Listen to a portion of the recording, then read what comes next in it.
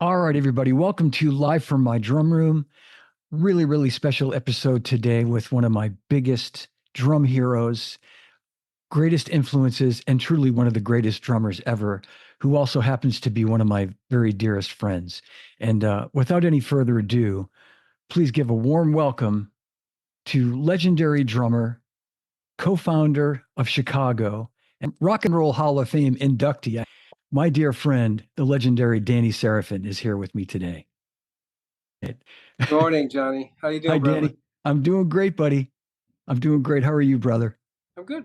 Really good. Good, good. Look Yeah. at that. Look at that wall of fame behind you. Yeah. Yeah, this is my ego room.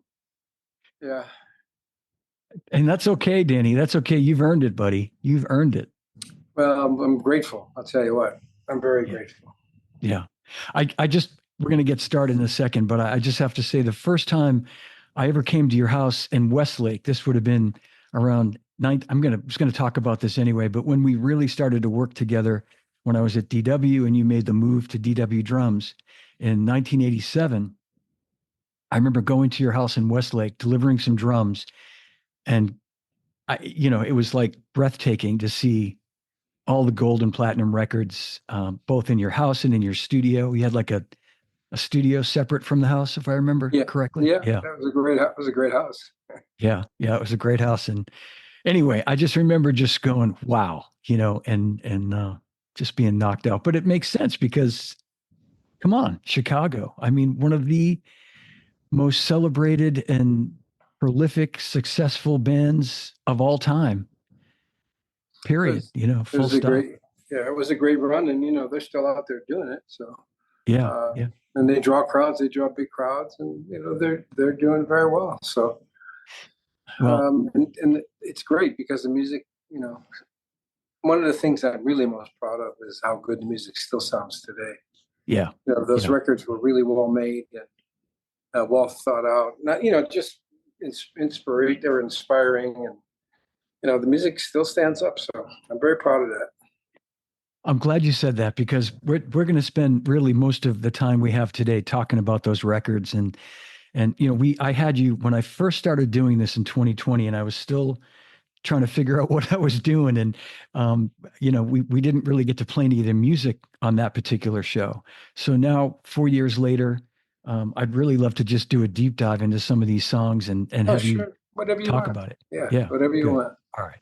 It's so good to see you, buddy. You too, brother. You too. It was great to see you at Berkeley. Yeah. Was that 2 weeks ago or 3 weeks Yeah, ago? a few weeks ago, and it just Yeah. for everybody watching, Danny was a special guest. There was a Chicago tribute band that performed at Berkeley back in October, and it was Eggy Castrillo, who I think is watching. Eggy Castrillo's son, I love Diego. it. Eggy, man. Eggy's a monster percussionist, And uh, his son Diego is, oh my God, is he and his talented? great drummer, and Yeah. has this. The name of the band is Old Days. Is that the name of their band? I don't know. I don't know. Yeah, I they're don't they're know. sh- great Chicago, bunch of young guys too. That's the great thing is they're like in their 20s and they know the music and they play the shit out of it. And Yeah, and they sure did. They sure did. Yeah, it was really a lot of fun. It was yeah, great. And, I love Iggy. To me, he was one of the best Latin percussionists in the world by far. yeah, And Diego's following in his footsteps and has even expanded his horizons on what his talents are. He's deeply yeah, talented instrumentalist, and now he's focusing in band leading and God knows what else, songwriting probably. yeah, yep. He's doing it all. So I'm proud of him. He's a great singer too. I mean, Yeah, I mean he blew my mind when he was singing some of those, lead vocals and some of those Peter Cetera harmonies. And yeah, I mean, it was yeah, wild. Yeah, a great deeply little talented. drummer too. Yeah. Yeah, oh yeah, But your playing was spectacular. It was very just, very very kind. yeah, I just at this point I'm on like autopilot. At my age, and it's like you say, it's like riding a bike for sure. I mean, I think what I've done is, as an elder statesman, I'm 76 now. I replaced my fastball with a wicked slider. In yeah, baseball terms, I tend to think that way because I grew up two teams like you know. Yeah. Yep. Yep. That's a great analogy. That's a great analogy. I mean, I think you still got a lot of heat, frankly. I think you can still throw a pretty good fastball, but anybody, as you say, as they get older, you lose some of that, but then you find different Yeah. stuff and you Oh find yeah. different stuff. My pocket has gotten so much better. Even my time is better. I feel like as a drummer, a fundamental drummer, I'm even better. But because I really am relying going back to my fundamentals a Yeah. lot more, which is great because you can never go wrong doing that as a Yeah. drummer. Yeah. Because the fundamentals is your foundation. Right. Right.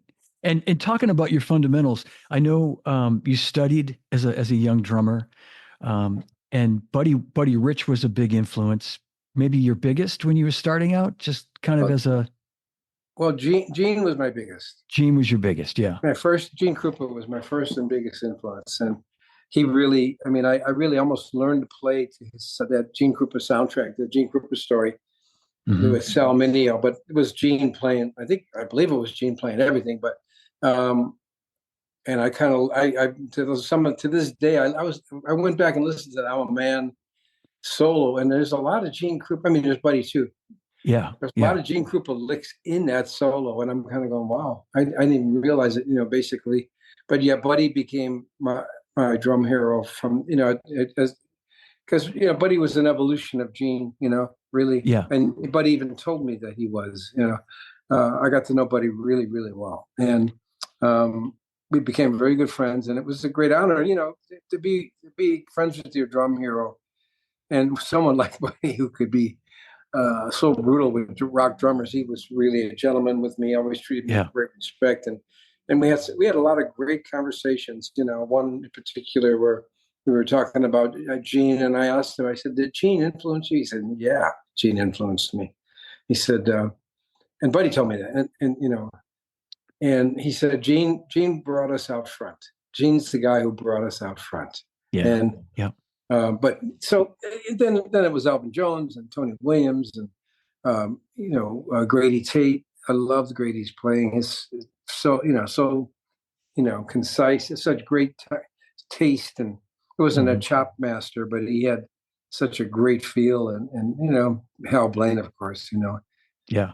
Hal was a great influence, and Mitch Mitchell. I loved Mitch's playing because I related to it, and we became friends in the years that we toured together and kind of got to know one another. Yeah. Yeah. Yeah. And you have a lot of that. I think of like you and Mitch are different but similar in a lot of ways. Like you have that same kind of fire. And when you listen to some of those older Chicago songs, you can hear um, like a similarity and the way Oh that you yeah, guys yeah. approached, playing. It He had was, some real jazz influence absolutely. in a lot of. He told me that one of his favorite drummers, if not his favorite, but I don't want to misquote him, was Shelly Manne, and I loved Shelly Manne. Yeah. And Yeah. so you can hear that Shelly Manne finesse in Yeah. some of Mitch's you know stuff that he did with Hendrix.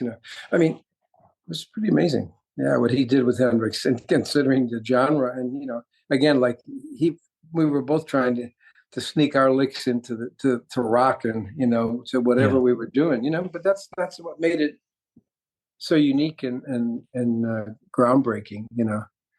Um, Even though at the time we didn't think of it as groundbreaking, but I was very, very consciously trying to fuse jazz and rock seamlessly, Hmm. seamlessly. Yeah. And Yeah. that was kind of my once I started when I was studying in Chicago with Bob Tillis and learning all these great this developing technique, getting back to traditional grip and at that time I was reading a lot, but you know, the real things he was really pushing me and bringing out of me, but I was always thinking, God, how do I do this on the gig? How do I bring this on it? But I wasn't always, it was very difficult, but somehow it became part of my DNA, really. Yeah. Yeah. And were you listening? And then I know, like you said, so the band formed around 67, if I remember. 67, March of 67. Yeah. March. So at that time, and that was about the time Hendrix came out. So had you been listening to more jazz than rock at that time? Were your roots more kind of or had you started listening? You were I was listening listening probably to a to, lot of jazz for sure. I was yeah, listening, but I was also listening to a lot. I was listening to a lot of everything, yeah, yeah. classical, some classical, for sure. A lot of at that point, 67. I was really getting into the Elvin Jones, Tony Williams, Hmm. Max Roach, um, and then of course Buddy. Buddy was always mesmerizing. I Yeah, mean, of course. you can look at Buddy one of two ways. You could either say to yourself, I'm going to quit. I'll never be able to play like that, which is what or you could say, I'm going to do my version Yeah, of Buddy, which is kind of what I did because, his single strokes were like no others. My double strokes were really, really good. yeah. I had great control. My double strokes could sound like singles, but yes. And then just from the gene influence and, trying to, I really, really, really was striving to fuse the two. And eventually it really all just became, like I said, part of my DNA. So it just happened naturally. Yeah, yeah. And it still does. It still does. And That's there is a mathematical process to it. yeah. Well, Danny, I was going to say, I think there's a whole bunch of drummers watching right now, and there's some good questions that I'll try to maybe pluck Yeah. a couple here and there. But you know, we've known each other so long, and I've been a fan of yours since I started playing drums in the early '70s, and as I grew older and really started to listen to how you played, beyond just the being, as you say, mesmerized, like how you were mesmerized by Buddy, and we all were. But, once I started to really listen to what you were doing, there was no getting away from how organic it sounded. And when I say that, it's like all these chops and all this technique, but yet it never seemed out of place in the music. Do you know what I mean? It really had a perfect place for the music you guys were playing.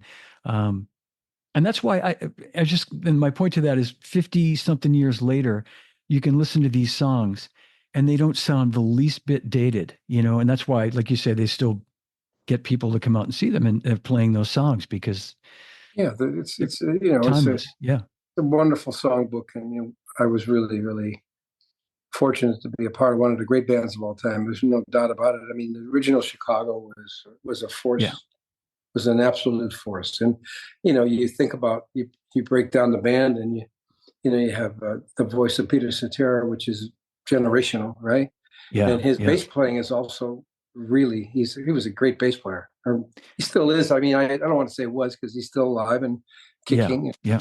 Yeah. Then you had Terry Kath, one of the absolute greatest guitar players of all time, without a doubt. And he was also a great musician.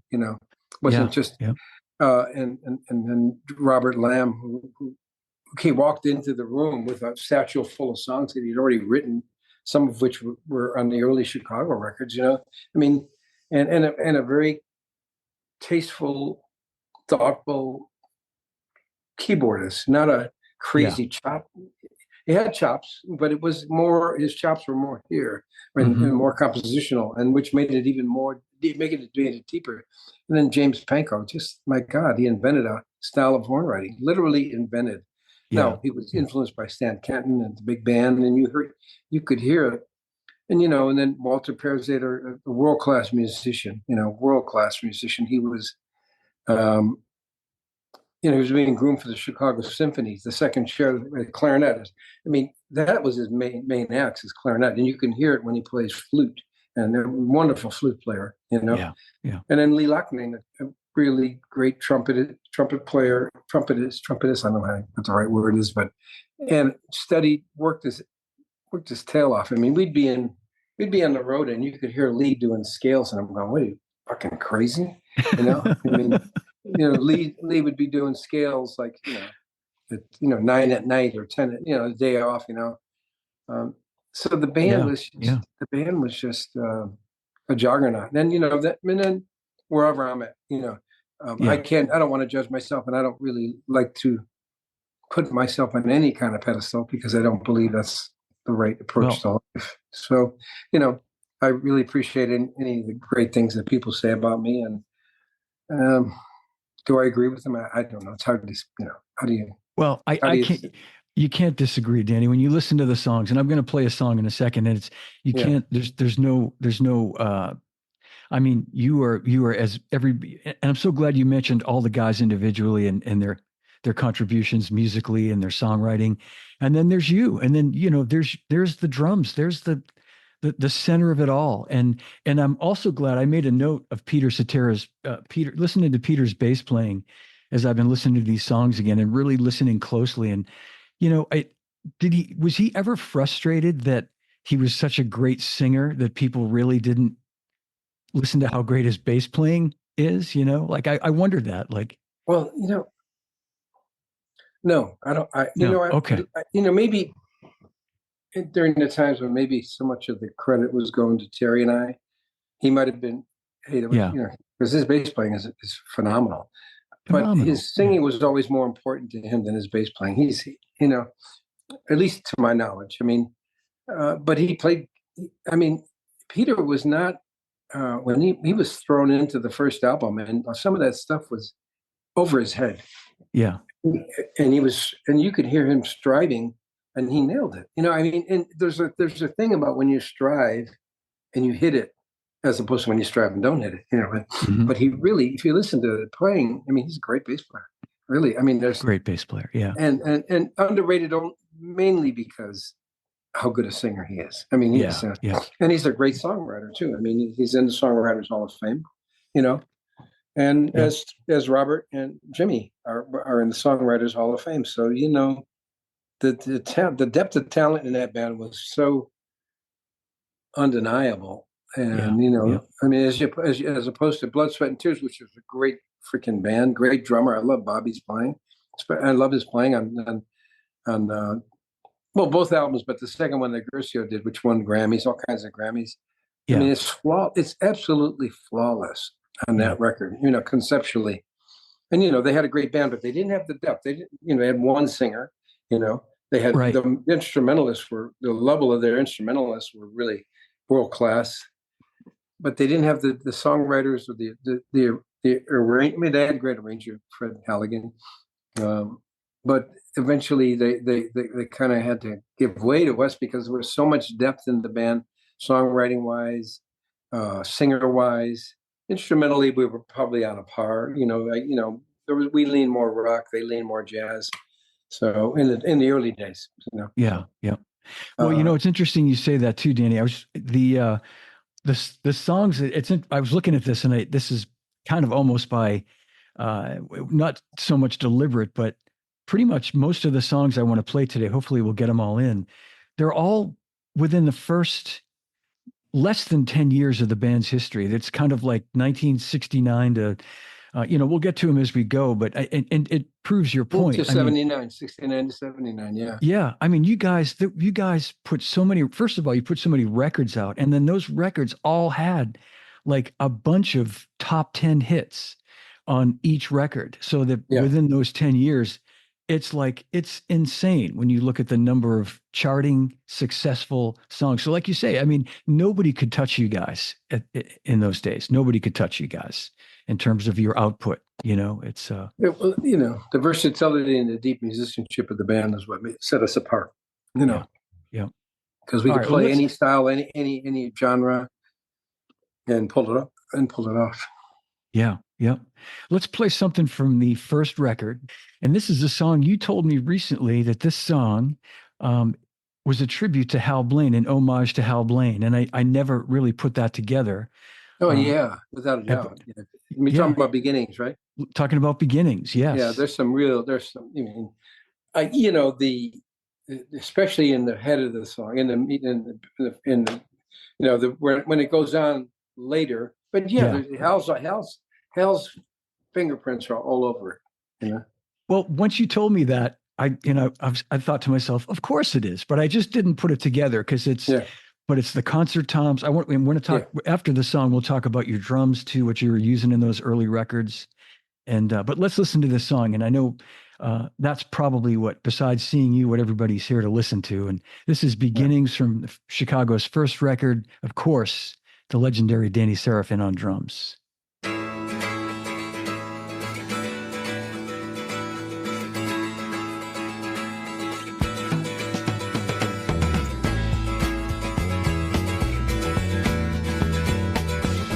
Yeah.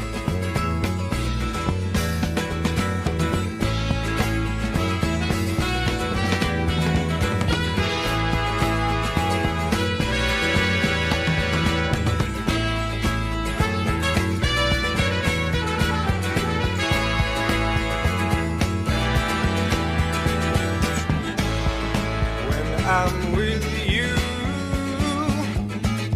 It doesn't matter where we are or what we're doing.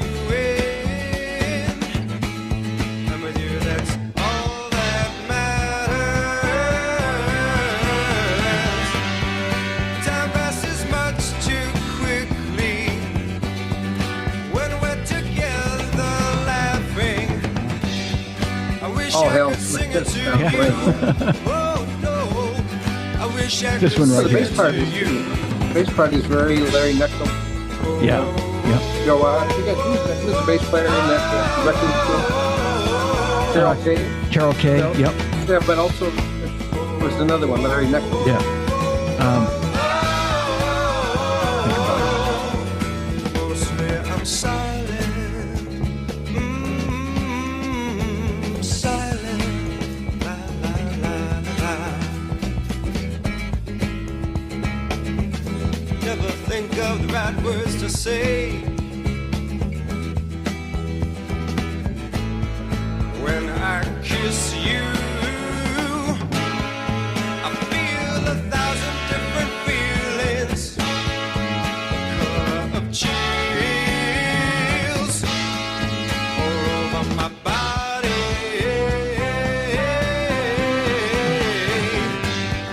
And while I feel them, I quickly try to decide which one I should try to put into words. Oh no, try to put into words. Oh, oh, oh, oh, oh,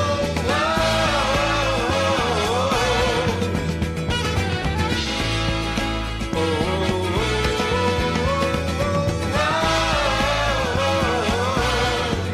Mostly I'm silent.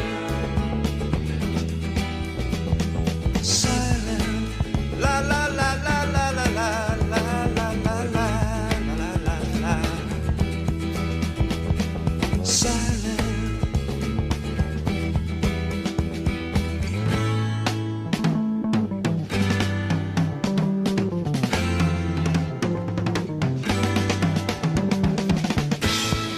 Only the beginning, what I want to feel forever.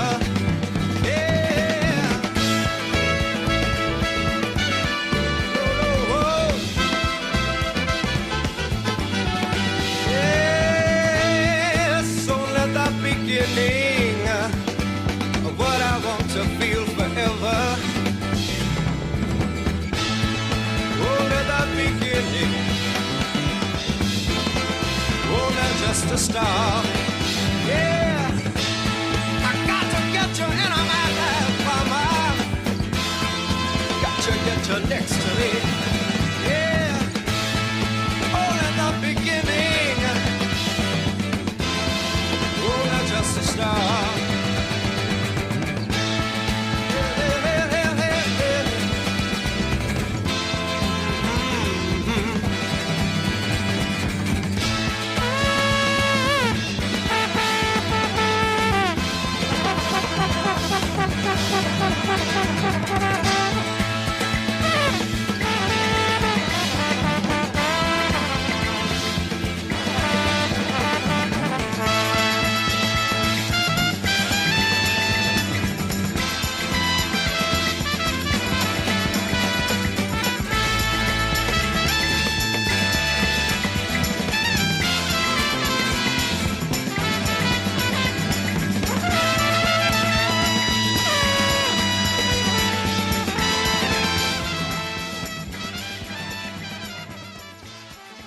it's a long song. It could take the whole interview. It is a long song. It's hard to find a spot to fade it out because Yeah, there's no, it's a wonderful piece of music. And it's wow. Yeah. And you guys really get going at the end there. The percussion yeah, jam there at the end is spectacular. By the way, one of our watchers, Jeffrey Lang, gave us the name Joe Osborne as one of the Wrecking Crew bass Joe players. Osborne. The Joe great Osborne. Joe Osborne. Yeah. I think that bass. I mean, Carol Kay, I think, did most, but Joe Osborne, I think that particular bass line is very much a Joe Osborne. Yeah. Like, Yeah. but and Peter he was deeply influenced. He loved McCartney, and McCartney is a really melodic bass player. Yes. I mean, Yeah. and Peter is, if you hear, there's a lot of melodic lines in Peter's, like Saturday in the Park, this particular song, and there's Sure. others too. Yeah. Yeah. Yeah. Dialogue. There's, he's really a melodic bass player. Yeah. Yeah. I was just going to point that out in this song as well. Like Yeah. you say, you can really hear that melodic playing. And so your drums in the early days were Rogers, Danny, before you went to Slingerland? Yeah, that's a Rogers kit. It's a combination. It's a hybrid concert tom, two-headed. Because I knew I had to do the buddy thing. You can't do it with an all concert tom kit. But I had my it was an odd size. I had a 9x13, I think it was, and then I had I'm not sure what. Then there was a 12-inch concert tom, I think, 14-inch concert tom, and then 16-inch conventionals. Floor tom, floor tom, and then 22 or 24. I think it's 22. Okay.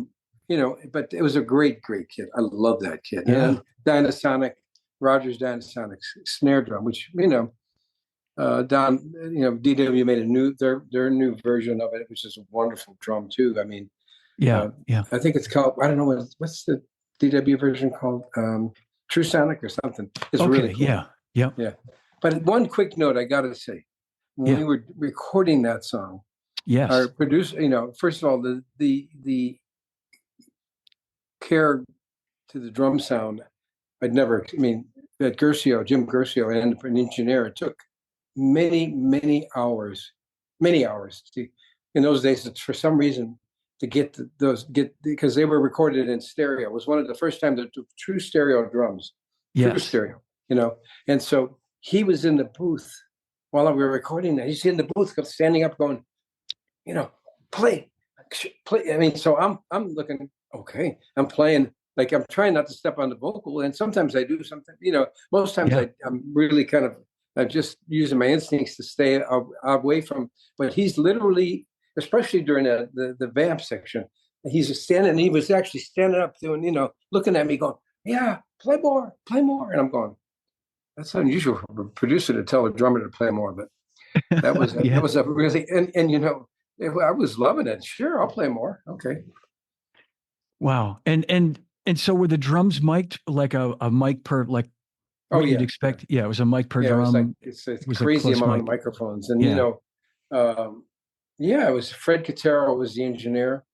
And man, he did, he went on to do all the Santana stuff from there. Moved to San Francisco. Yeah.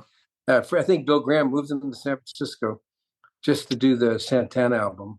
And then he did a bunch of other records from there. But it was really, you would definitely hear Hal Blaine fingerprints are all over it. And then there's some buddy stuff and the faster roll type stuff, and mixed in with the Hal Blaine melodic toms and fills. It's interesting too so that song, I'm guessing though, was you guys had written that song before you record, like you knew the song when you went in the studio. It wasn't written in the studio. So but it was pretty much it was done on the spot. I mean, well, we rehearsed it at the house we were living at in Hollywood, but and once you came, obviously when you're in the studio, you got headphones and you can hear everything, and it's then there's the tension of the moment. But it was a great, I mean, I remember recording it. Terry Kath was playing, they had him, where there's that area where you walk between the control room and the studio. It's almost like an airlock, They were doing Terry's guitar in there for isolation. And I remember Al Cooper had one of the early video cameras, and he videoed the whole recording of Beginnings. I mean, he really had it. Wow. And later erased it because he needed to record over something else. Oh my God. I mean, literally had the recording of Beginnings. I mean, all of it. Walking around, he was walking around. It was really cool because, he's a very creative, brilliant guy. He's got these great camera angles, and, you got, it was amazing. The actual recording of Beginnings. And then he erased it. Do you remember, Danny, did you guys do a lot of takes, or did it happen pretty quick? Like a few takes? Did it come? I mean, it's such a monstrous arrangement and song. You couldn't do a lot of takes of that song. Yeah. No, that was I wouldn't say it was a one take thing, but it wasn't more than a couple of takes of that song. Yeah. And a lot of them were long. I'm a Man was just basically on the spot. That was the first time I'd ever done a drum solo. It was the first time we'd ever done the song with a drum solo. It was the first time. Well, I don't know. I'm trying to remember. I think live we did this percussion. The horn players played percussion, Yeah. But we never did a drum solo. They needed more.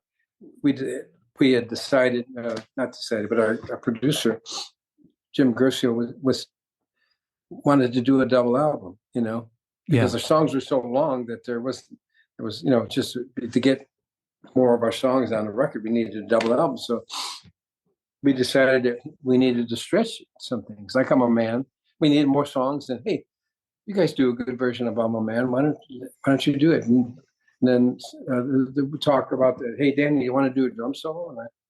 And against the percussion. And basically, I don't even think we rehearsed it. We just basically recorded it, and it was magical, Yeah.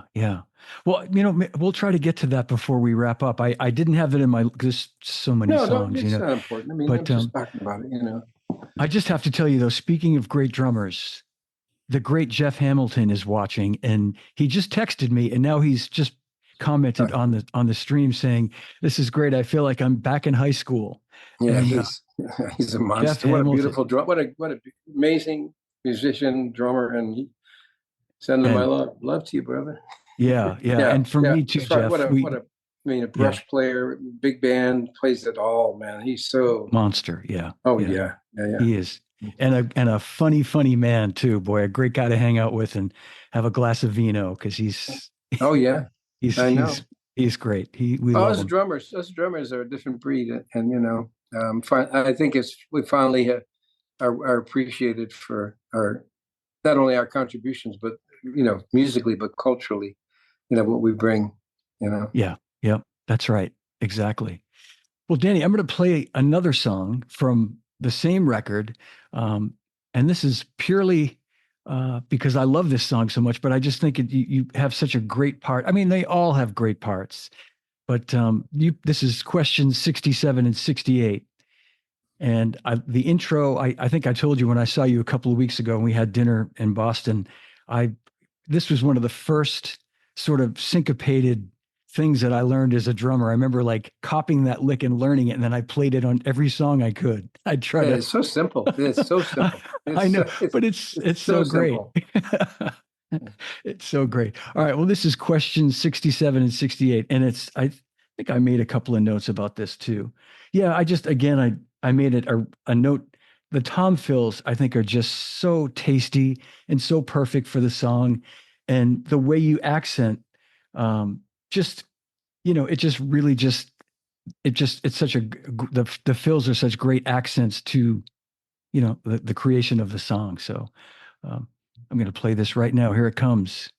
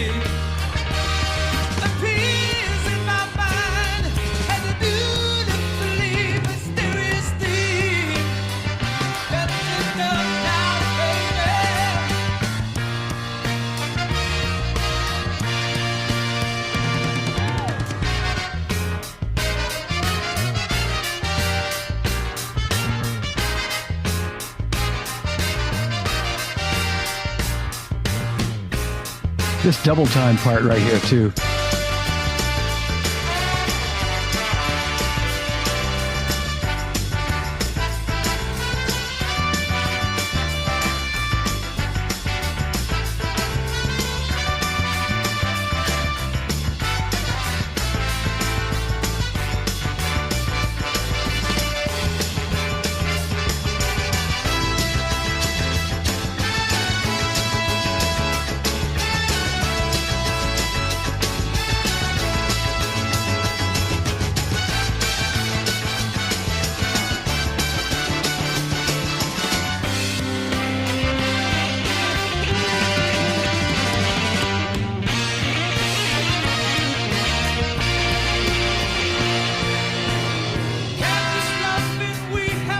Yeah, that retard is so effective.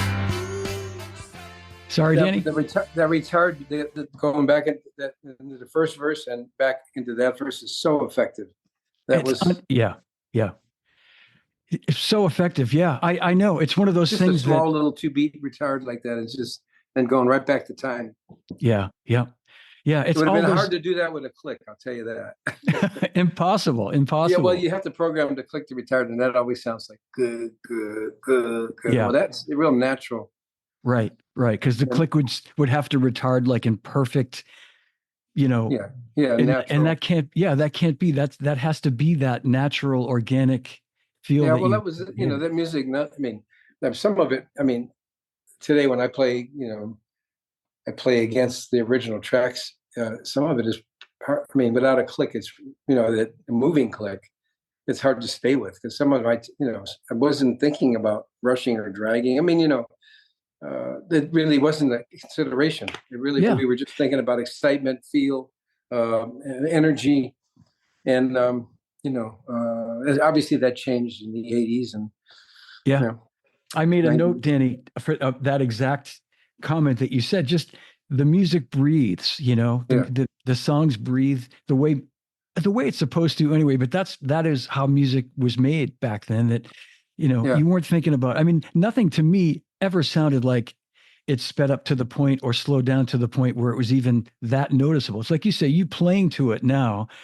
If you're used to playing to a click, maybe it's not exactly in line with a click, but the music, it had life to it, Some of it accelerates pretty good, John. Let me tell you, if you put a click in the beginning and then go to the end, it's quite. It could be 7 or 8 BPMs or more even, but it's natural, and the band stayed together. And I like so many bands today are playing with tracks, and I don't need to name names because pretty much all of the big name bands are playing with tracks, and because they're it's like the steroid era. I look at it like the steroid era because baseball players all of a sudden felt like they had to take steroids to compete with the other players, which they did to a degree. And I think this tracks thing, other bands have to compete with the other bands that are using tracks because they sound so perfect.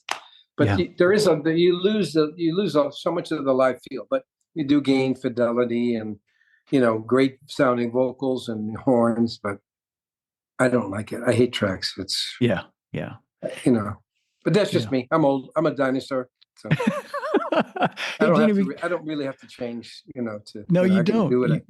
You don't, brother, and I hope you don't. But we have a good question. I had made a note of it in my notes, but this is great. Someone's asking, any memories of the great 1970 Tanglewood show?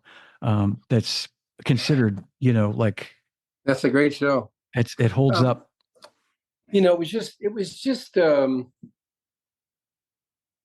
of what we had arrived, and being recognized, and it was just an amazing show in as much as it's so dynamic and exciting. And I don't know if that Tanglewood was the one where my drums broke, and so I think Robert Lamb comes and helps me because my bass drum was one of those legendary shows of my drums are like, my bass drum is like, walking on me. He's doing a walking. Ooh. I think Robert comes and pulls it back for me, and even the ride cymbal. I don't know if that's Tanglewood, but yeah, I'll have to watch memories, it again. That's so long ago and so many shows ago. When I say memories, I Yeah. mean, I vaguely remember because also we were working so hard and there were some drugs. You know, to be honest, it was not, but even just grass, smoking weed, and just the fatigue of travel. Those were the days when we were doing like 251 nighters in a year. And plus Yeah. rehearsals and recording. It was, Yeah. yeah. I mean, it was a nonstop blur. So, I mean, Yeah. the answer to that question is um, no, not really, but I remember it was great. I do remember that. I remember the audience and being a great experience.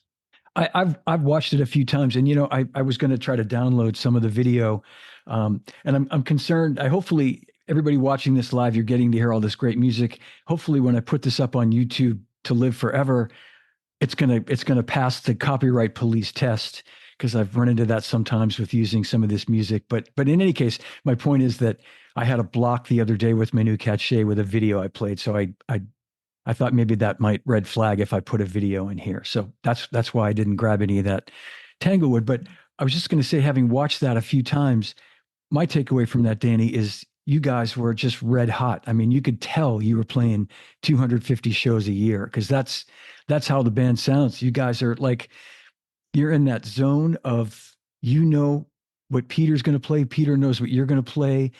Yeah, You, it was. Yeah, yeah, all that stuff. You and Terry are playing off each other. He's looking at you and playing that rhythm that he plays, and he's and just watching each other, and it's just everybody's giving and taking, and that's only happens when a band has been playing that much and like just out there paying their dues. yeah.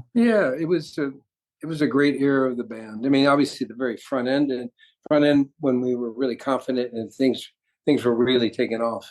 Yeah, yeah, the Um, front end, I exactly. wonder what year was the Tanglewood show? Do you know? 1970. Yeah, I mean, we were. I don't know if "Make Me Smile" had come out yet. I I I don't know.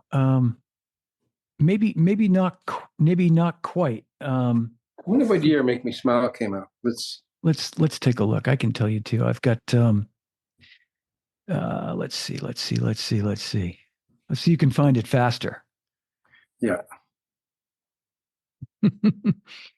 you'll probably uh, find it faster. But and that happens to be, I was, what I year did wasn't, "Make Me Smile" released by Chicago? Oh shit. let's, let's see. I just saw it. Okay. Came out 1970, March. Okay. Okay. Yeah, So it was out in uh, 1970. in 1970. Okay. I Uh-huh. don't know why. Yeah, I so thought it was, that was when things, that was the song that just catapulted us to the big arenas and Tanglewood. Tanglewood's a big place, and that was yeah, yes. 20,000 people, 50. Yeah. Yeah. Yeah, it was a great era, and I mean to say I specifically remember. Not really, but it's like I remember Carnegie Hall, right? I remember Carnegie Hall was so distinctive in memories and things Yeah. attached to it. But yeah, Tanglewood was everybody, and sadly, it's one of the only. There's not that many videos of our, and it Yeah. wasn't, you can't really hear the drums. There's only what overheads. Yeah. There's overheads and a kick drum. I think that's it. So Hmm. it's not like the drums were, you know, you almost can't hear the drums, but you can feel them, and you get an Yeah. idea. Yeah. I think you can. I do. But I know what you're saying. It was before the advent of what happened not Yeah, much after, before mics on every drum yeah. in a concert. In a concert, I don't think. Maybe I'm wrong. I'll have to pull it up. I don't. I think it was an overhead kick drum, maybe a hi hat mic, maybe Yeah. snare. I don't know. I think I think what you had going for you, though, seriously, is I know from Kelly's dad playing many concerts at Tanglewood with the Boston Symphony Orchestra, that it's such an amazing sounding shed Yeah, that that's you true. probably, with a couple of overheads, I'll bet that the mix front of house was probably phenomenal. I'd be willing to bet you. I'll bet you had great sound. Well, You know, it was what it was. Because don't forget you had a loud guitar. I mean, the band was loud, yeah, and you had amplified. Anytime you had amplified, you had to have the drums mic to really be heard. But Yeah. the point got across, and people love it, and it is. But to me, unfortunately, there wasn't enough video of the band, of the actual Yeah. of the original band. There wasn't enough video. But That's unfortunate. I know. yeah, I know. Yeah. Well, I'm going to play this song. I was almost going to save for later, but it's in sequence, kind of how we're listening to this music, and we just talked about it.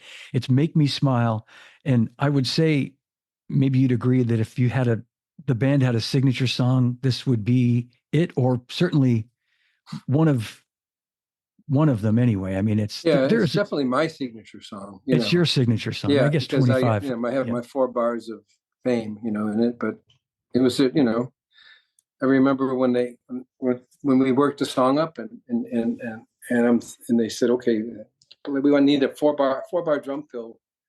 No one thought it was going to be a hit because it's the beginning of the ballet for a girl of Buchanan, spliced to the end of the ballet first time I heard it, I flipped out, called our manager, swore at him. How could you let him do this?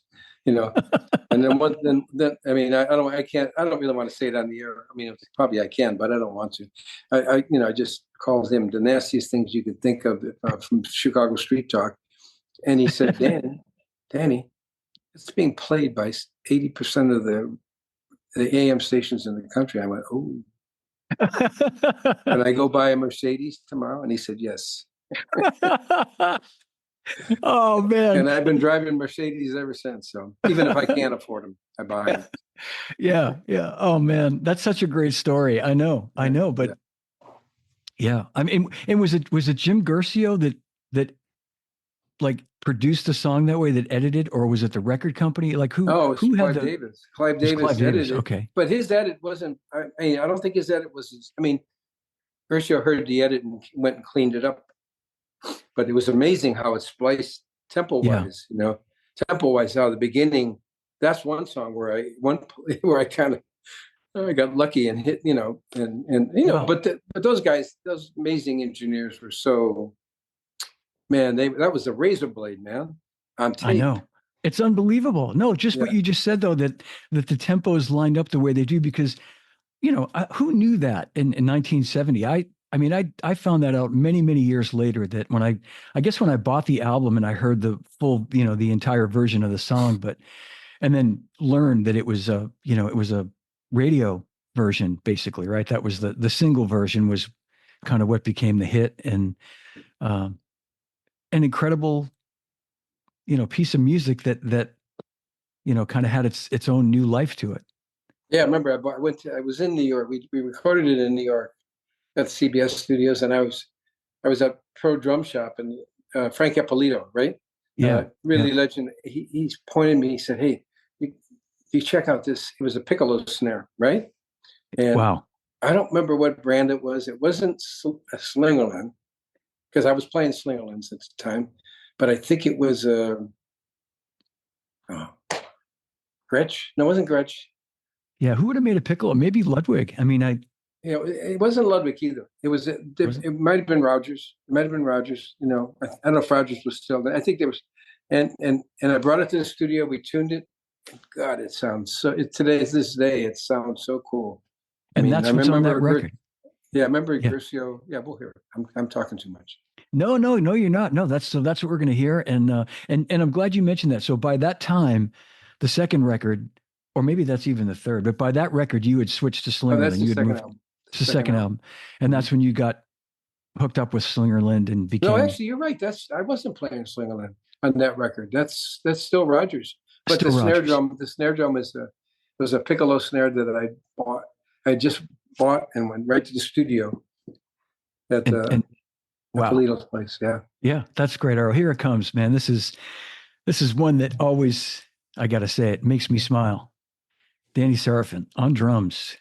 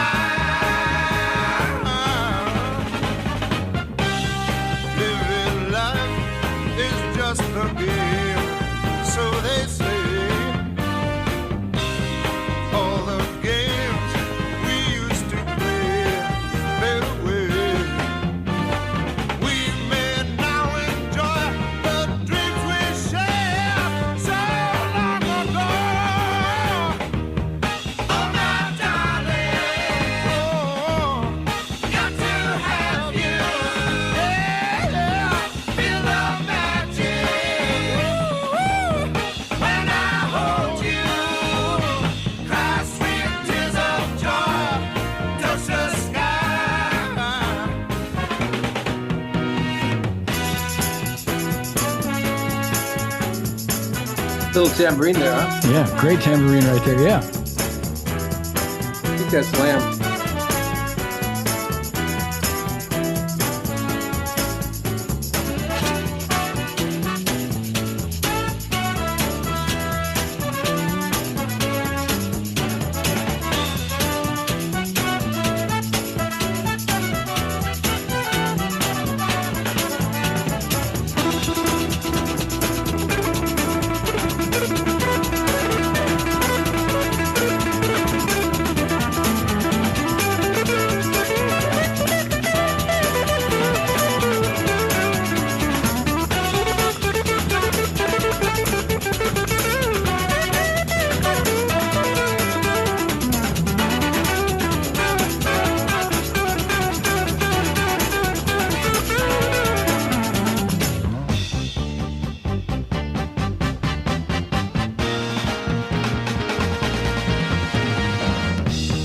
Now I need you.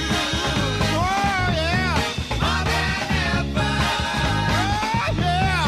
No more crying. We're together. Tell me you will stay. Make me smile.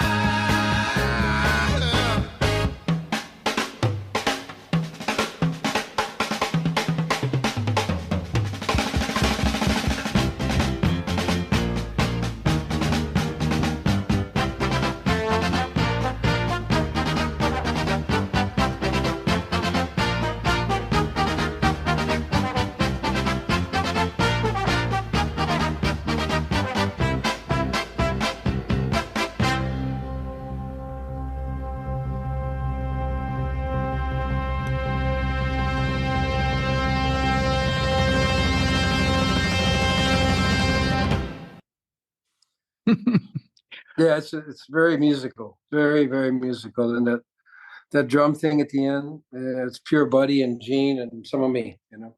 Yeah. Yeah. Yeah, when you were talking about Buddy at the beginning of the show, I always come back to that Phil, and it's you, it's totally you, Danny, but you can hear the Buddy influence, and I think that's a great homage to Buddy and Gene too. But I hear Oh, so yeah, much. the Gene, the front part is all Gene. Boom, da, no, boom, ba-da. Yeah, That's Gene yeah, Krupa. That's all pure Gene Krupa. yeah, I mean, the way I played it there is Gene Krupa, and to this day, I don't really, I mean, I can't grab that particular. I play it, but the way I played that is so, it's really Gene. yeah, yeah. But then when you play those fast, singles and doubles, I mean, Yeah, that's Buddy. That's Gene could play some of that stuff too. But yeah, I think of yeah. Buddy. That's Buddy. That's Buddy. Yeah. Yeah. And I want to see a show of hands of everybody watching. How many of you drummers that are of a certain age would hear that song on the radio, and at that very end, when Danny played that drum solo, you cranked your radio up? I used to do that anyway. I Yeah. would wait for that part Well, and it was very unique, and it had to have that kind of a drum fill and a hit song. I mean, yeah, like I said, I feel like I've been really lucky, and that's one of the moments that I was, I got a chance to really. I remember thinking it through. Just before we recorded it, thinking, okay, I'd kind of practiced it, but it just played it. It just came out like magical, yeah. It really what do I did, want to yeah. What do I want to say with these 4 bars? And it stood the test of time. But Yeah. like I said, I feel very fortunate The to perfect have 4 bars. that Yeah. opportunity. Yeah. So It's yeah, it just stands on its own, and it will forever and ever, Danny. it's a great piece of music by James Pankow. He wrote it. He wrote that song. Yeah. It's an amazing piece of music. You listen to the whole ballet for a girl in Buchanan. Yeah. But yeah. Just to keep things going, and I so appreciate you giving so much time today to do this, and we'll play a couple happy more to do it. songs. Yeah, we don't get to Danny. hang enough, so. Yeah, yeah. Thank you, buddy. Thank you. I'm going to play a song that I know everybody knows, and I think I'm staying in sequence when I play this. This is 25 or 6 to 4, and this is, you're going to think I'm crazy, Danny, but I only recently discovered, after really listening, I've heard this song maybe 8, 9 million times, like the rest of the world, right? I mean, and I never really put together that I knew there's a couple other songs where you double track the drums, but for whatever reason, I hadn't heard it in this song until recently when I was really listening closely. And first of all, it's some genius drumming all on its own anyway, but the double tracking what you played, the two different parts I that mean, 25 or complement each other. 6, 25 or 25, 64. 25 Yeah, or 6 to 4. Yeah. yeah. And it really, there's spots where I think what's great about it is it's not obvious. I don't think anyway. It's never to the point where it's over the top and it's so blatantly obvious, but it's just where there's one part where um, you're playing time basically, but then you hear the toms coming in for a fill while you're still playing. Yeah, It's very subtle. And yeah, you almost think you're just playing the fill in real time, but no, you still get the time going underneath it. yeah. It's two separate drum parts, and Yeah. in some parts of it, I do double the drums, and it makes it like even bigger, you know. Yeah. Yeah. And when I remember the like Jim Garcia was always really great at pioneering drum stuff. You know what's different, and Yeah. told him this idea about doing it on two different drum parts. One would be just straight time, Yeah. no Yeah. fills, some crash. There's some crashes in there, and then one there might be some no, and then one where I do that 5-stroke roll in the verse. Yeah. And then you know, um, and then there's answering stuff. You can hear cymbal crashes Yes. answering, and then the band walked in, and they were pissed. What the fuck is you doing? Spending all this time on? They got a little. Sometimes they get a little pissed that he was spending too much time on drums, But he That's was so typical. meticulous. He was really ultra meticulous about the recording of the drums, the separation, the tone, it turned out to be a great thing. But so he looked at me and he said, because I hadn't quite totally cleaned it up. There's a little bit of dirt in it. You can hear some things. There's a little rub where the second part kind of isn't completely with the first time wise, And that was because the band came in and said, "Look, stop this shit. We're waiting here to record, and Wow. do our parts, and he's doing 2 drum parts. What are you nuts? It wasn't quite that nice. They were worried. I mean, fuck it, get out of here. Come on." Yeah. Yeah. And well, you answered my question. I was wondering if you did both parts, sort of consecutively, or if you did the second part after the bass was down and after Peter had played, and there's like more of a rhythm track. But so you did both drum tracks kind of as the foundation, and probably with Peter playing bass, I would think, right? Well, Peter played bass on the basic track with live. He might have cleaned some stuff up, but that was, we recorded live. We did, even the horns, which we went back and redid. But there was, and some, I don't know about him singing. Not sure if he sang, he wouldn't have. I don't think he sang on the recording of this. He might have, because sometimes you just have a guide vocal, because the vocals obviously. But yeah, it was, the track certainly wasn't done. Yeah, I'm trying to remember, but yeah, was it done the same day we did the basic track? I think so. And no, it wasn't. I came back, but I had the vision of doing it straight. I did it straight. Yeah. And then I when the next day we came back and did the second part, and then they were up there waiting, and they came into the control room, and I could see them both throwing their hands up like, what's going on here? So then when they went to mix the record, they put both parts up, and everybody went, wow. It sounded huge, Yeah, exactly. Everybody, then I wasn't such an idiot. No, I mean, I don't know Jim Guercio, but he sure seemed like he knew what he was doing when he was making those records. I mean, it's especially with the drums. I mean, everything, but when drums and horns, he was the architect of the way the horns were recorded. They would change, like they'd do their part, and when they doubled it, they would change voicings. They would actually change voicings, 2 or 3 different, and sometimes triple. And that's why it just made this massive sound, Yeah. Great producer, and visionary. He gave us the name Chicago Transit Authority, the name Chicago. He was the architect of the band in the early days, and there's a lot to be said. I mean, there's more to be said about him, and he wouldn't have been Chicago without Jim Guercio. Amen. Well, let's play a little bit of this song that I know everybody listening has heard this, but I hopefully now with us talking about it, you listen a little bit more kind of critically, as they say, and you can pick out the two drum parts. I don't know if my stream is coming through in stereo, so if it doesn't, Yeah, definitely tell them to listen at listen home. in headphones, and then you really can hear it. You If you can listen really on hear it. headphones. Yeah. Yep. Here it comes. 25 or 6-4.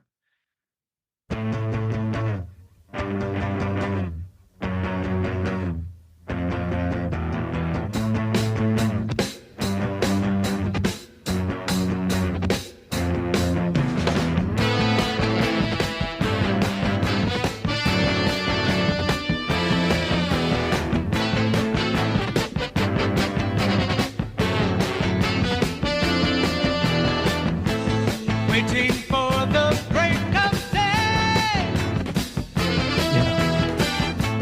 searching for something to say. Flashing lights against the sky. Giving up, I close my eyes. Sitting cross-legged on the floor. 25 or 6-4.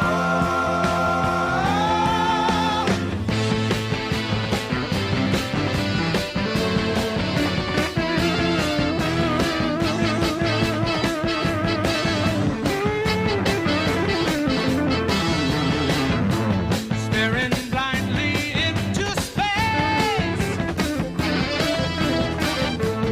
getting up to splash my face,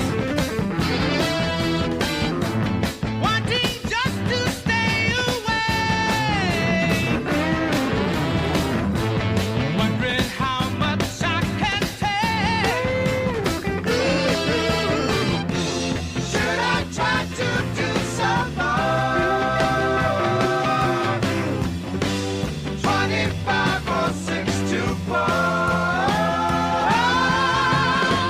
Yeah.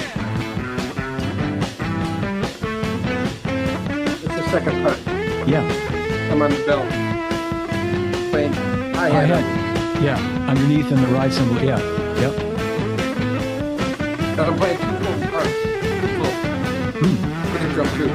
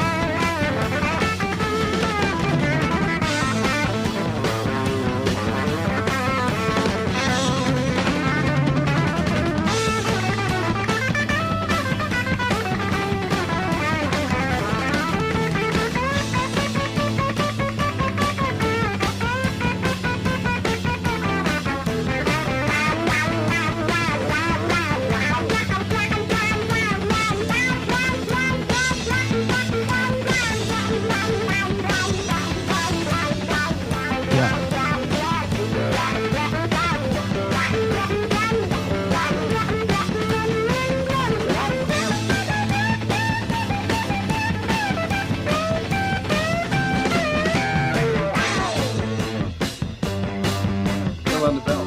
Yep. Hi-hat. You're right. Bill. Yeah.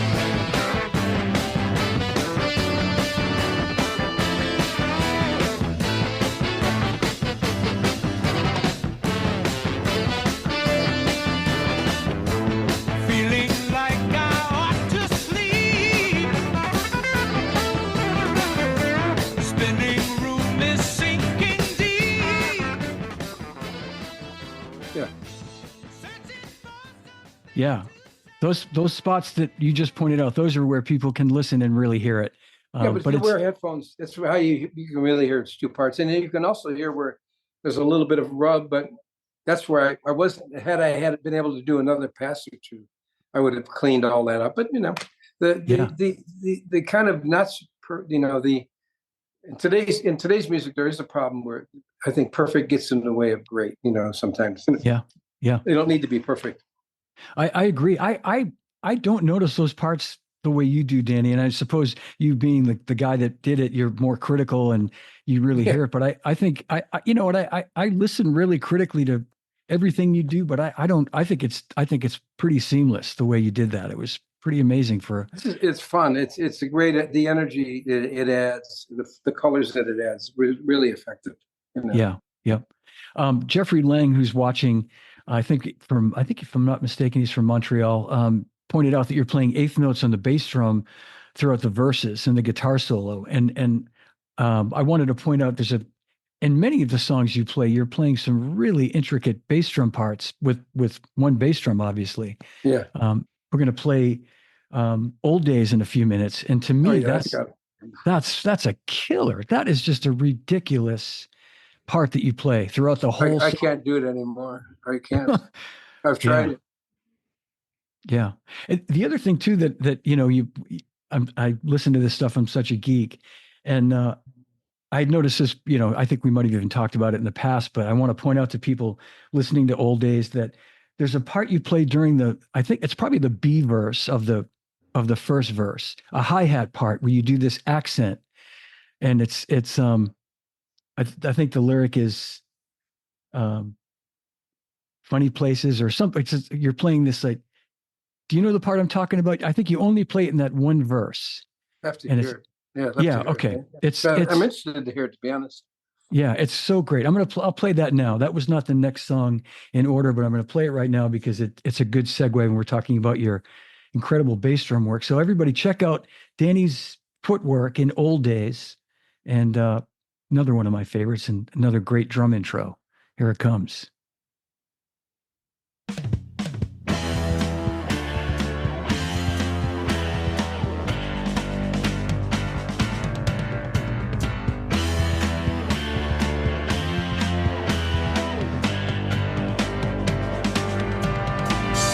Old days, good times I remember, fun days, filled with simple Check out the hi-hat here.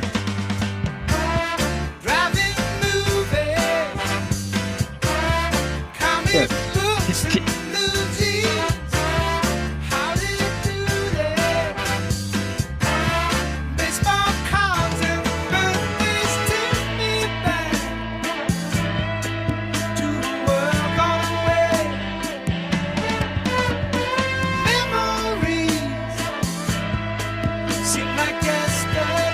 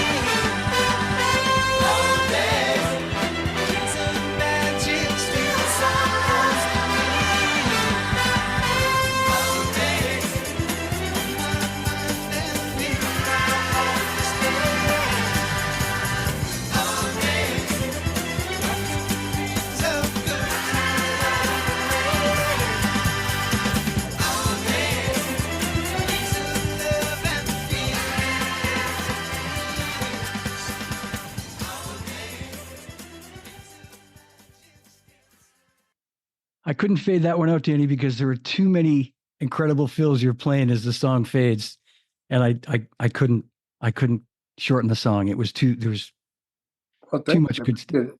Yeah, Jimmy Haskell, the string writer, told me that he used to, and this song and Searching So Long and what he used a lot of the string syncopation off my drum fills, which was really cool because Wow. it wasn't, I mean, I thought, wow, it sounds tasteful. It follows my the syncopation of my tom fills and stuff, and you can hear the strings there, Yeah. you know. I, I Um, meant I meant to point out before we started, if we can talk about it for 1 second here, the break that you play after the first verse, that da da da da da da da da da da da, yeah, and then the hi-hat thing that you play the hi-hat with your left hand, you do those yeah. little Yeah, it's kind of an R&B thing. It's a total R&B oh thing. Yeah, yeah, yeah. but it's so great, man. It's so Mhm. great. It's one of those, it's Thank you. again, it's a Danny signature, it's Well, I yeah. stole it from James Brown's or somebody, or you know, I used to really watch the R&B guys, when I was younger, and that kind of stuff, the hi-hat stuff was just Yeah. it's all from their influence. So Well, you're a humble man. Nobody was making, rock records like that back then where you'd hear stuff like that, and it's like I listened to great drummer today, Carter Beauford, and yeah, I would bet you that Carter would say he was influenced by you. I hear so much of it, and Carter's a very inventive, creative, oh, unique sure drummer. is. Yeah, a Yeah, monster. absolutely. He's a But you monster. you can't help but, I mean, how your playing definitely bleeds into everybody else's DNA. So I appreciate that. I don't know. I know. I mean, I have some very close friends who have told me that Todd Zuckerman and Greg Bissonette and some other guys that said that I had a profound influence, and it's always such a great honor. Yeah, yeah, when a great Steve, drummer says you had a positive influence on his playing. So, yeah, but Steve I've had Smith too. many guys that have done that for me. So we Yeah, got to say hi to. I'm going to be in trouble if I don't say hi to Billy Amendola.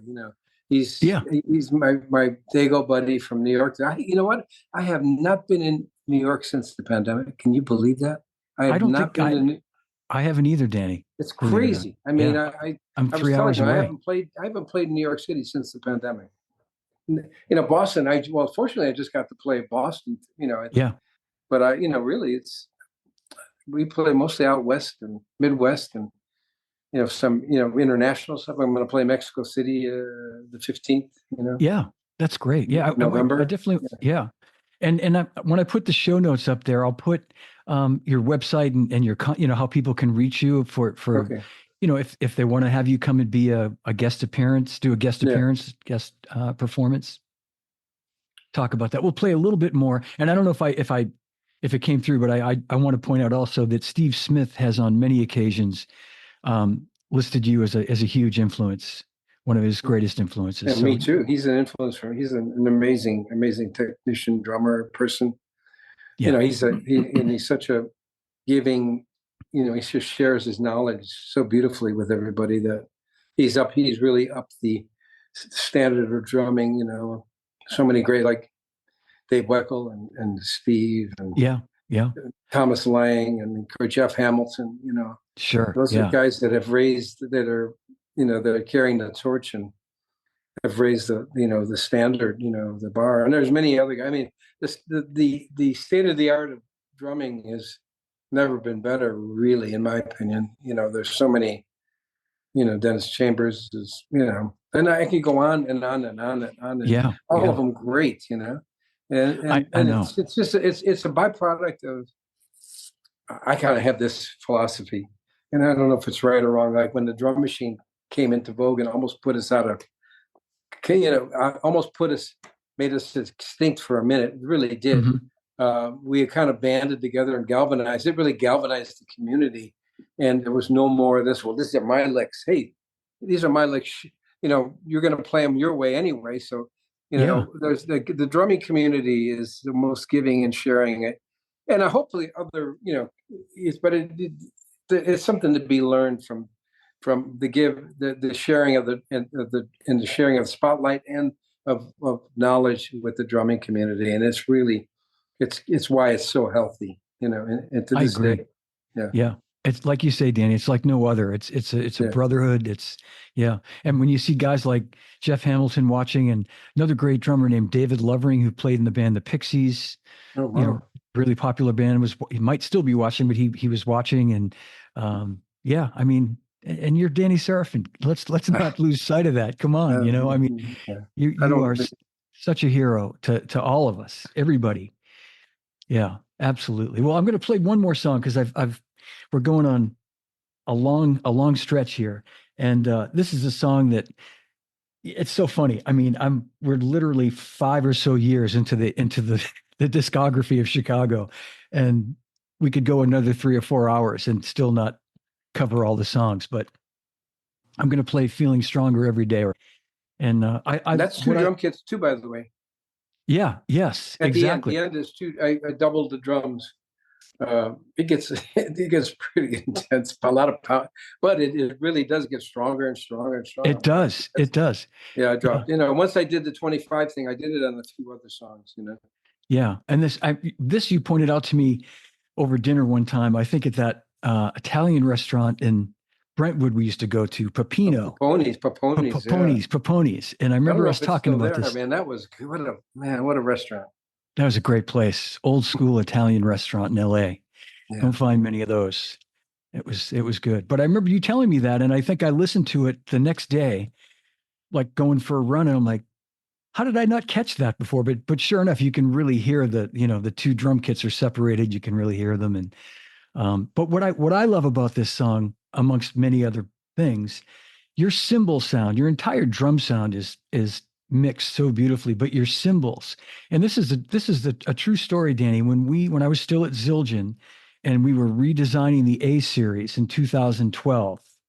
It's my last year working for the company. I referenced to Paul Francis this song. I remember saying to Paul, this to me is the definitive A Zildjian sound. And I remember playing him this song, and he, of course, knew it anyway. But I said, Paul, just listen to the cymbals, listen to the bell of his ride cymbal during the intro, listen to the crashes. And he got it. He's like, okay, I see where you're going. Not that I had any, I was the final say on it, but my input was, this is what we need to go back to making this sounding cymbal right here. Well, when we just to share this with you, when we recorded it at Caribou Ranch, you played Pisces. I talked to the engineer. And I said, I wanted to do these accents on the bell, right? Yeah. And I said, how do we get it so it's like doesn't get lost, or it's really loud or right out front? So he literally he put a mic underneath. They usually mic from the top, but he actually mic from the top and the bottom.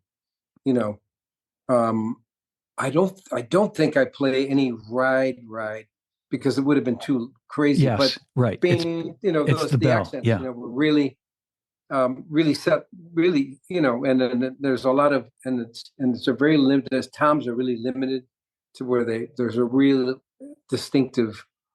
Yeah. So the drums, we really talked about it, what I wanted to go for. Because at that point I kind of had an idea, if it's a song, what would fit the song, what was right. And so it's great that you noticed that, but they were actually, the engineer literally put a cymbal mic right under the ride. And, we had to be careful because I couldn't actually play I don't think there's any. I don't think so too. I think there might be, but they're right in your face, but it's really in your face. Yeah. And that's interesting because, and back then at that time, you see a lot of that today with miking underneath the ride. But I feel like in those days, it was pretty much all done as overheads, right? You didn't close mic a cymbal back then.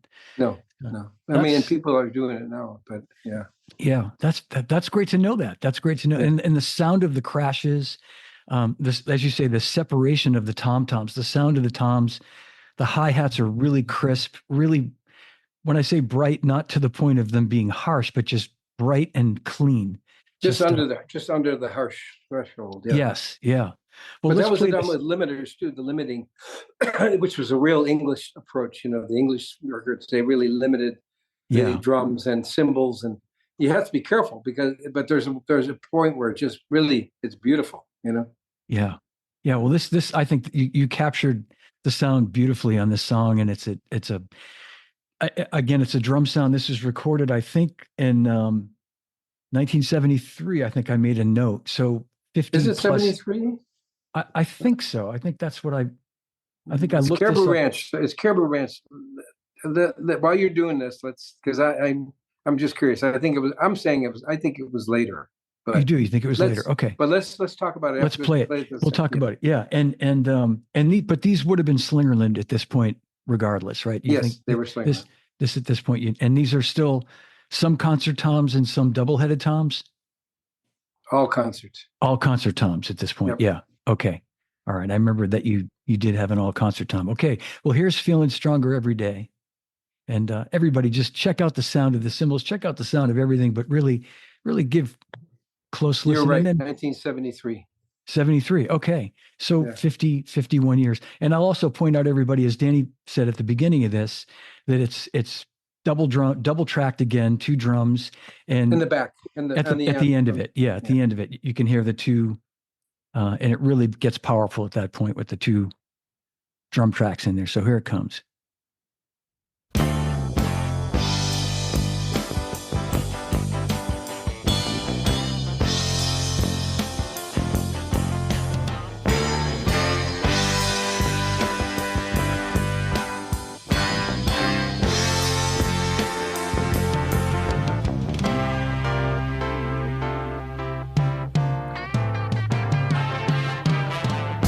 I do believe in you, and I know you believe in me. Oh yeah, oh yeah. But now we've realized love's not all that it's supposed to be.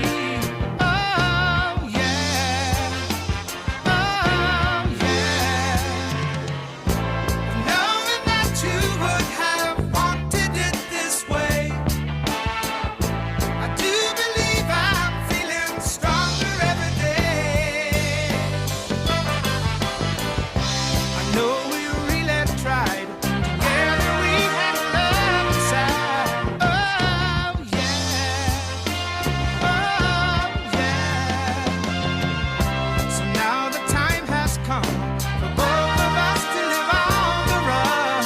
Oh yeah, oh yeah. And knowing that you would have wanted it this way, I do believe I'm feeling stronger every day. Yeah, yeah,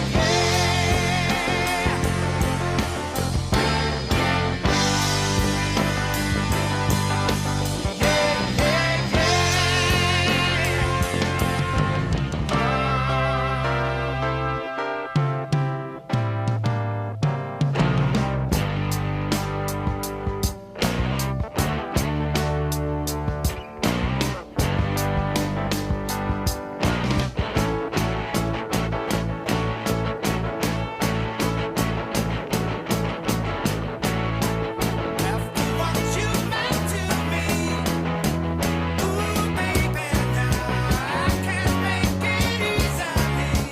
Yeah, yeah, yeah. Know that we both love you. Let's leave it up to you. Let's leave it up to me.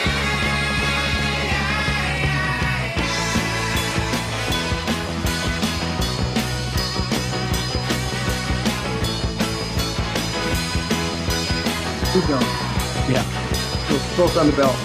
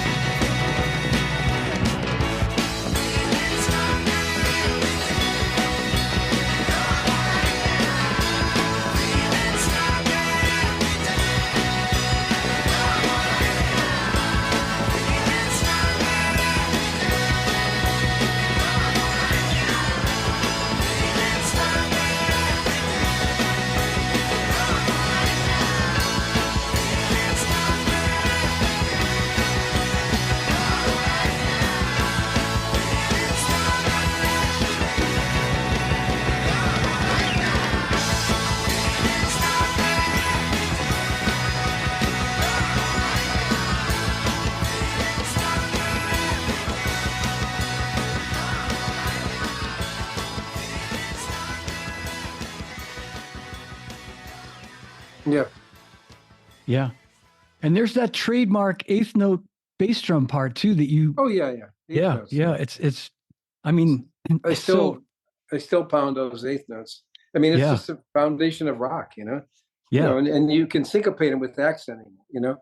It's so great. It creates this like, this drive to the Yeah, groove, you know? I mean, it's still grooving, but it gives it this like push drive feel that creates all this energy. That's such a great song, Danny. Such a, man, it's a great song. masterful And it's a drumming. great piece of music. I mean, it's just so much fun. It's got a great vibe, and I like the message. Feeling stronger every Yeah. day. Yep. Yeah. Yeah. And one more point I want to make before we Yeah. wrap it up. And it's just, again, that song and the couple before that we were listening to, Peter's bass playing. And it's what I find so cool about it is he, it's mixed so that it's in a frequency where it really, nothing is, it's so clean in the mix. Do you know what I'm saying? Like it has its own Yeah, I frequency in mean, the mix. him and I are so locked. It's crazy. I Yeah. mean, you hear him going with my fills. I mean, and he's Yeah. right there. I mean, I was just thinking, wow. I mean, I've played with some great bass players, and I still to this day do. But Peter and I were it's like McCartney and Ringo. Yeah. You know, Matt. Exactly. Yeah. there was a lot of magic in what we did and together and how together it was. And we Yeah. played really well together. I mean, hopefully he appreciates that. I have to think he does. We're good friends from a distance, but Yeah. That's great. hopefully after all is said and done, and he looks back on it, he appreciates it too, because it's many great musical moments with him and the rest of the band, really. But Peter and Yeah. I, as the rhythms, and Terry, Peter, and I, and then Robert. Robert is always so tasteful on top of everything. So yeah. Yeah. Yeah. Amen, brother. Well, thank you so Yeah. much for doing this today. I so appreciate it. I know everybody watching really enjoyed it, and we'll have to do another one of these down the road and I talk would about love some to. more I would love songs. to, Johnny. You're one of my dear friends in life. So, and Likewise, buddy. you're bringing a lot. You brought so much to the drum community, and you're continuing to. So, thanks for having me. Oh, Danny, thank you Yeah. for being here. I can't say enough about how I feel about you and as a friend, as a hero, more as a friend because we've been friends for so long now. Yeah. And I think of you just as a brother, but you got to know how much of an influence you were back, as a kid, just listening to you play, man. It's thank you. Thank you for everything. You're a treasure. I appreciate that, Johnny. God All bless. right. Yeah. Love you, buddy. Hang with me Love for you too, 1 man. minute. All right. And everybody, thank you so much for watching. A big hand for the legendary Danny Seraphine. Thank you all for being here. I'll see you all soon. Danny, hang out, buddy, and I'll see you in a second. Okay, buddy. See you.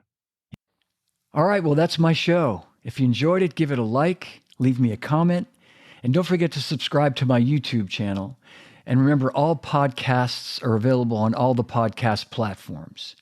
So thanks for watching. Thanks for listening. And a reminder that Live from My Drum Room t-shirts are available for $25 in the contiguous U.S., and I'm going to give you the Venmo information so that you can purchase one. And I want to take a moment and thank everyone who's bought one already. A reminder that 100% of the proceeds go toward a scholarship at the Percussive Arts Society, PAS, and you're supporting a great cause when you buy one of these shirts. So the Venmo information, if you're listening and not watching this on YouTube, it's at John-DChristopher-2. You can also email me at livefrommydrumroom@gmail.com with any questions. All right, so thanks for watching. Thanks for listening. I really appreciate it. Remember, no drummers are harmed on any show. And drummers, when in doubt, leave it out. I'll see you again real soon.